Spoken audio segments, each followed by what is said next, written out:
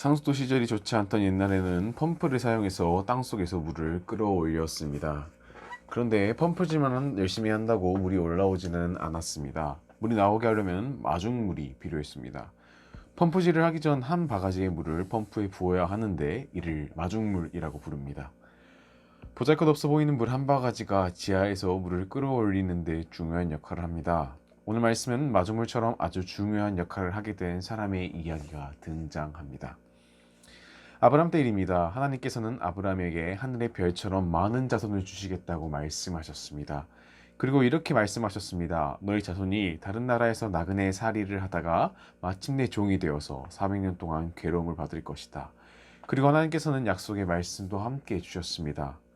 반드시 그들을 그곳에서 인도해 가나안 땅으로 인도하겠다라고 말입니다.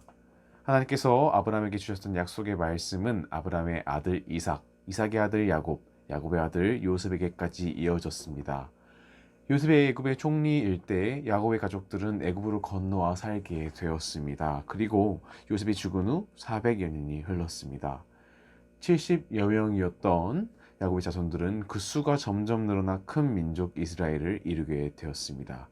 그런데 시간이 흘러 요셉의 놀라운 업적을 모르는 새로운 왕이 애굽을 다스리게 되었습니다. 이 바로 왕은 이스라엘 자손의 수가 점점 늘어나는 것을 못마땅하게 여겼습니다.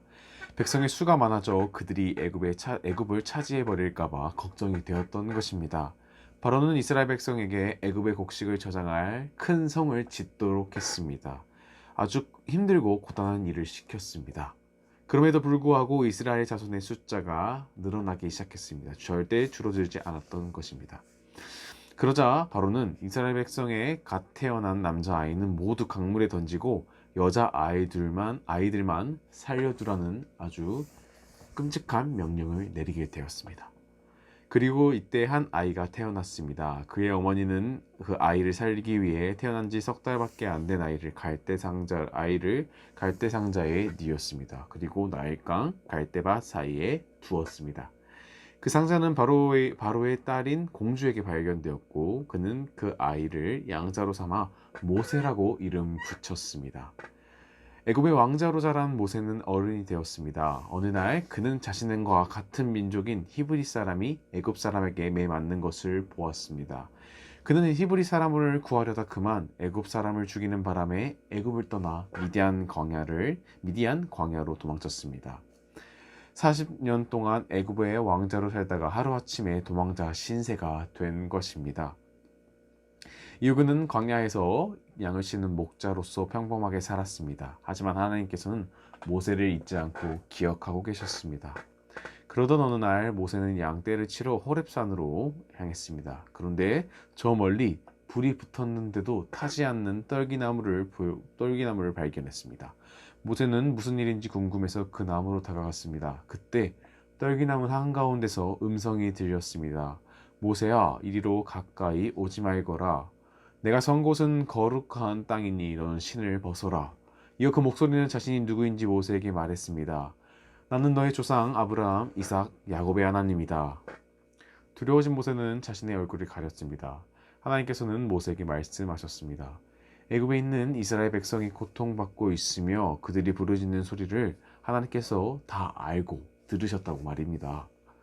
하나님께서는 이스라엘 백성을 이끌어 가나안 땅으로 인도할 것이라고 말씀하셨습니다. 오래전 아브라함, 이삭, 야곱에게 하신 약속을 모두 기억하고 계셨던 것입니다. 하나님께서는 모세를 부르시고 이스라엘 백성을 구원하겠다는 약속을 이룰 마중물로 모세를 선택하셨던 것입니다. 그러나 모세는 하나님께서 맡기신 일을 해낼 자신이 없었습니다. 애굽으로 내려가라는 하나님의 말씀에 그가 머뭇거리며 주저하자 하나님께서는 모세에게 약속하셨습니다. 내가 반드시 너와 함께 있을 것이다. 하나님의 약속을 받은 모세는 결국 애굽으로 돌아가 하나님의 놀라운 구원의 약속을 이루는 마중물로 쓰임받게 되었습니다. 조련교회 아중청 성도 여러분, 도망자로 살며 양을 치던 모세를 부르신 하나님께서 지금도 하나님의 일을 맡길 사람들을 찾으십니다. 하나님의 일을 사용할 마중물로 여러분을 부르고 계십니다. 우리가 그런 일을 감당할 능력 없는 존재처럼 보일지라도 반드시 우리와 함께할 것임을 약속하신 하나님의 말씀을 기억하며 마중물로 쓰임받는 귀한 인생 되시기를 바랍니다. 기도하겠습니다. 하나님, 오늘 말씀을 통해 우리에게 주신 구원의 약속을 기억하고 지키시는 하나님을 다시 한번 기억하게 하시니 감사합니다.